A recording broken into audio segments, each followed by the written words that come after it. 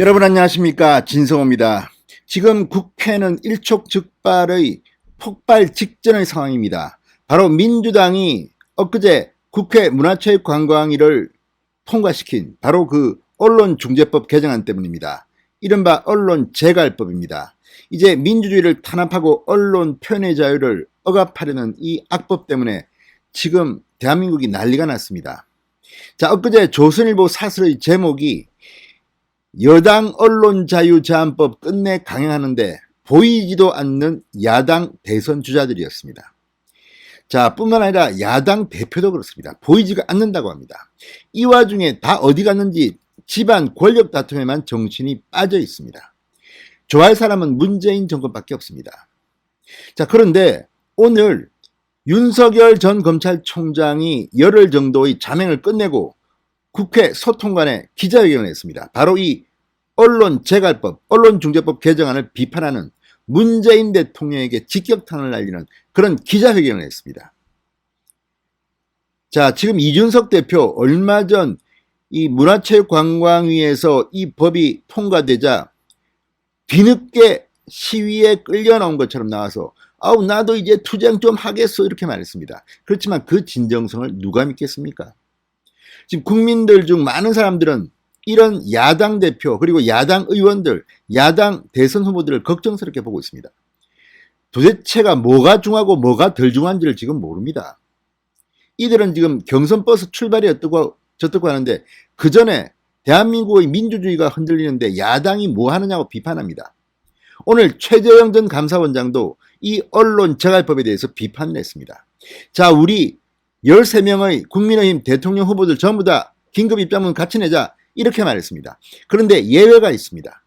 자, 이렇게 윤석열이 문재인을 비판하니까 문재인 편을 드는 듯한 그런 정말 놀랄만한 그런 대변인 성명이 나왔습니다. 바로 유승민 캠프입니다. 도대체 유승민은 지금 민주당의 스파입니까 뭡니까? 윤석열이 정말 엄중하게 아주 내용도 좋은 입장문을 통해서 기자회견을 가지고 문재인 정권의 언론재갈법을 비판하고 문재인 대통령에게 직접 비판을 하니까 이게 배가 아팠는지 모르겠습니다. 그렇지만 지금은 싸워야 할 때인데 갑자기 유승민 캠프의 이수희 대변인이 이상한 입장문을 냈습니다. 문재인을 비판하는 윤석열을 협박하는 것 같습니다. 야, 너 이 언론재갈법 비판하지 마. 그 전에 네가 해야 할 일이 따로 있어. 야, 이거는 정말 아니다 싶습니다. 아니, 지금 화력을 집중해도 모자랄 판에 대선 후보, 유력한 후보 윤석열이 지금 기자회견을 가지고 문재인 정권의 언론재갈법을 비판하는데 이거 비판했다고 윤석열을 공격하고 물어뜯기 시작했습니다. 협박입니다. 너 이거 하지 마. 너는 기자들 질문이나 답해. 이런 거 할 자격이 없어. 너는. 이건 뭐 하는 짓입니까? 이준석은 또 지금 어디가 있습니까? 자, 당이 어렵고 국민들이 언론 자유가 위협받는다고 걱정하는데 도대체 뭐 하는 겁니까? 자, 이 조선일보 사설을 정말 세게 비판했습니다. 언론자유제한법 끝내 강행하는데 민주당은 보이지도 않는 야당의 대선 주자들. 조선일보 사설은 이렇게 쓰고 있습니다. 정권이 민주사회의 기본을 흔드는데 대통령이 되겠다고 나선 야당 정치인들과 야당 대표는 이 문제에 관심이 있는지조차 알 수 없다. 윤석열 전 총장과 최재형 전 원장, 원희룡 전 지사 등이 한마디씩했지만 그뿐이었다. 이준석 대표도 남의 일처럼 여겼다. 이들이 서로 벌이는 말싸움과 경선, 유불리 다툼 노력의 10분의 1이라도 이 문제를 생각한 적이 있는가? 그러면서 지금 정권과 다른 어떤 나라를 만들겠다고 대선에 나온 것인지 궁금하다. 자, 여기 보면 윤석열, 최재형, 원희룡은 그래도 한마디씩 했습니다. 유승민은 무슨 말을 했는지 잘 모르겠어요. 했는지도 모르겠습니다. 그러나 지금 하는 것을 보면 정말 기가 막힙니다. 윤석열이 문재인 비판 한번 했다고 해서 너는 짜셔 자격도 없어 하지 마 이런 협박을 하는 겁니까? 지금 뭡니까? 정말 지금 국민의힘 걱정스럽습니다. 지금 똘똘 뭉쳐가지고 이 언론재갈법과 싸워야 되는데 당대표라는 사람은 잘 보이지도 않고 뭐 대선 버스 운전대가 빠졌네. 뭐 좌석을 누가 부숴버렸다. 페인트를 칠했다.